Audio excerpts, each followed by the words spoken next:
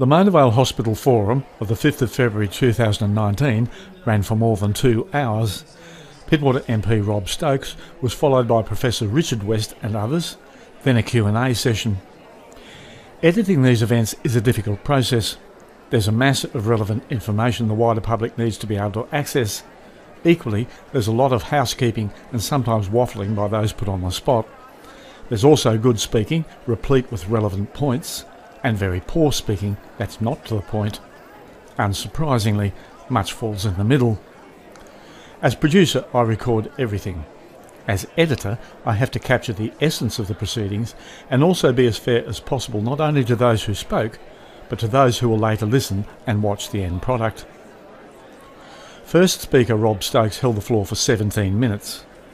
Very little of that footage warrants publication, it being little more than an apologia for losing a Level 3 Mona Vale hospital. However, Stokes did say words to the effect that public ownership of the hospital land was dependent on him continuing to be the elected member. The first thing, the reason that provides opportunity in the first place is that that land is kept for no other purposes than that of healthcare, and those ancillary directly to the healthcare community. So, some of you might be members of the Mona Vale Golf Club, you would know that we've resolved the leasing issues and ensure that that site will always remain in public hands, at least so far as I'm the local member and I'm able to represent some. Now, This is similar to the situation at Orange, where the Premier has promised to build a $25 million sporting complex so long as the coalition is elected in place of the incumbent. Stokes also says that he is, with regard to Mona Vale and the Northern Beaches Hospital, ultimately guided by local clinicians. When it comes to healthcare, it is important that I listen to the views of our local clinicians, the ones that we count on to actually serve us and save us. It's ultimately their view that will be, the bureaucrats, with respect to bureaucrats in the room, aren't really the ones I need to listen to. It's the local clinicians reflecting your concerns and making sure that the services they say are needed are the ones that deliver. Thanks very much. Yet he has ignored advice by local clinician Dr. Suzanne Daly, who fought long and hard for a minimum Level 3 hospital with maternity. When pressed as to why he doesn't produce said clinicians, Stokes claims that he only wished they would attend. This unavoidably begs the question as to whether Stokes has been swayed by vested interests. Should Minister Stokes or his office believe this to be biased or unfair, please contact me and I will publish Rob's full speech verbatim. Here is Professor Richard West with a plethora of information relevant to both the people of Pittwater and the New South Wales Health Minister. Now, the Mona Vale Acute Care Centre, since it's been introduced, it's had a very significant role. It's seen 3,500 patients, about 50 to 80 per day. It was estimated to see 35, so they've got a big workload. 6% are being transferred to either the Northern Beaches Hospital or North Shore. Now that's about 3 or 4 a day, which for a centre that's only supposed to see minor injuries, minor asthma, minor attacks, is a lot of patients. So it is seeing the patients and it is managing them well. We discussed the centre with the Minister and we asked him to confirm that it's operating 24 hours a day. The answer to that, I believe, is yes. That it was a Level 1 emergency department and he was going to upgrade it to a Level 2 emergency department. I think a lot of the people here would like it to be a Level 3 emergency department.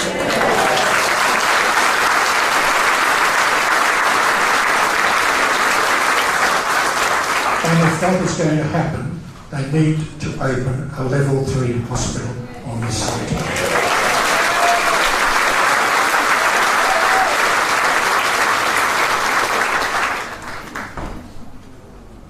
For it to be a Level 2, the doctors and nurses who are doing a great job, and I know they are, they need to be supported, they need to be educated, and they need to ensure that they have the proper qualifications in emergency medicine.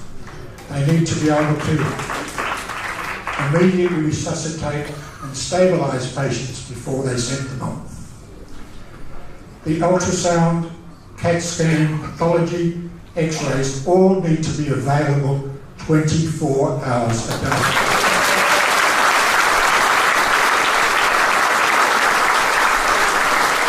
At present, we believe they're only available from 7:45 a.m. to 7:45 p.m. Patients get sick 24 hours a day, not just in daylight hours. So those services need to be available 24 hours a day, 7 days a week.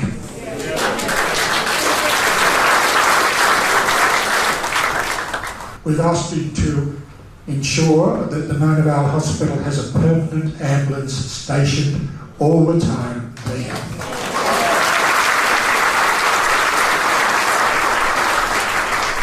Confirm a new heliport will be built at the Mona Vale Hospital.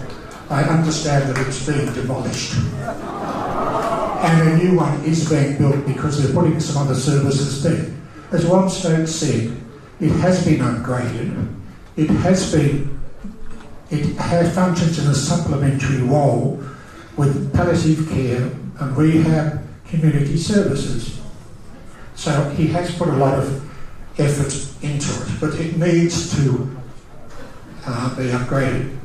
Now, there was a proposal to demolish the main 6-storey building. That building was only built in the 60s. Why would you want to do that? We asked the Minister to look at the report from the Aqua Group Limited confirming the 1960s building is in fair to good condition with no justification to demolish it.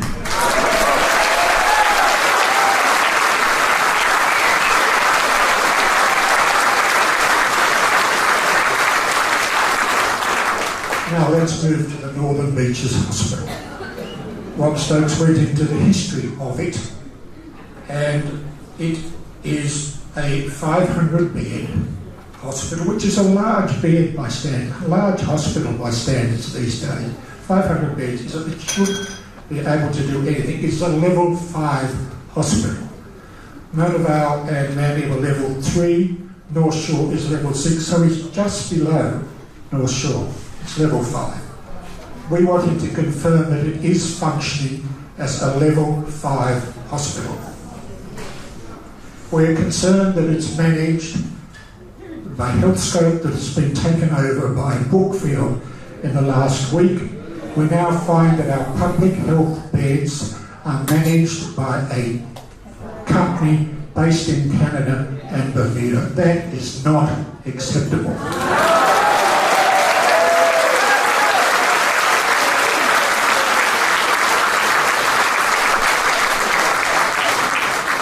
Services do we think need looking at?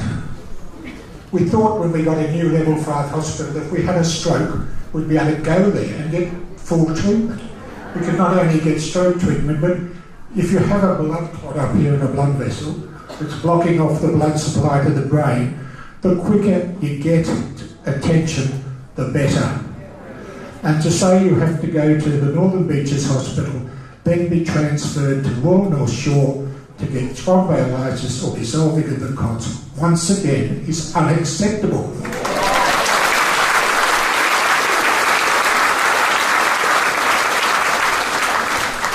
This is a state-of-the-art hospital with every sort of conceivable equipment. CAT scanners, it's got it all there, and it has to be properly used and taken advantage of.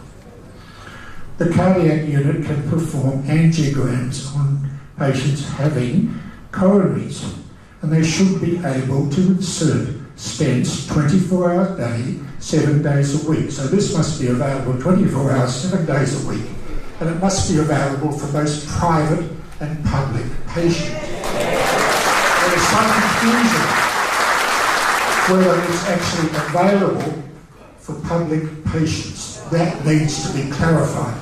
But all services in the hospital are available equally to both public and private patients. Their contract, I believe, allows for that, and it should be enforced.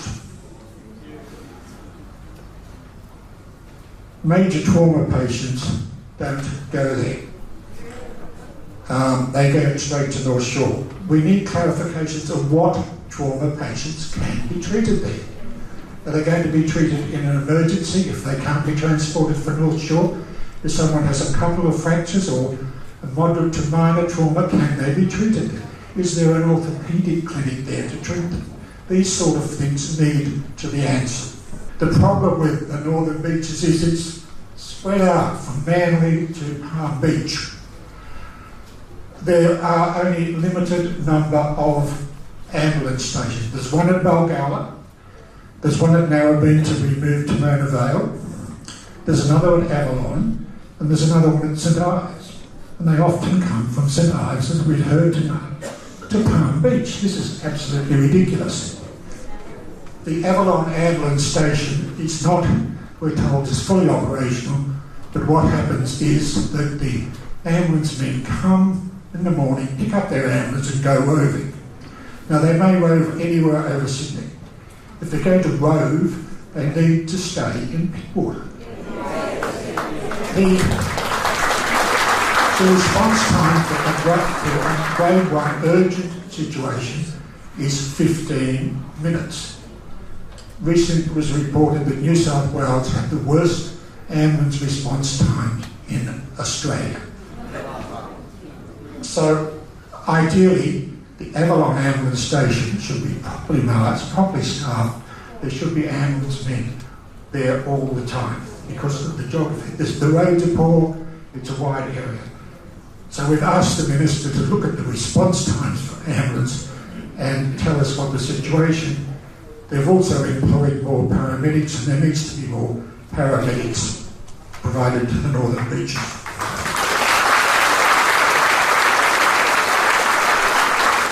Now, how do people get there by bus?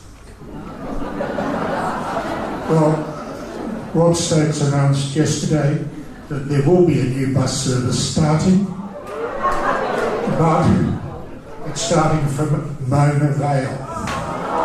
It will go up Wakehurst Pathway to the hospital. Yet again, the majority of these electorate that lives north of Mona Vale are forgotten. We have to change a bus yet again.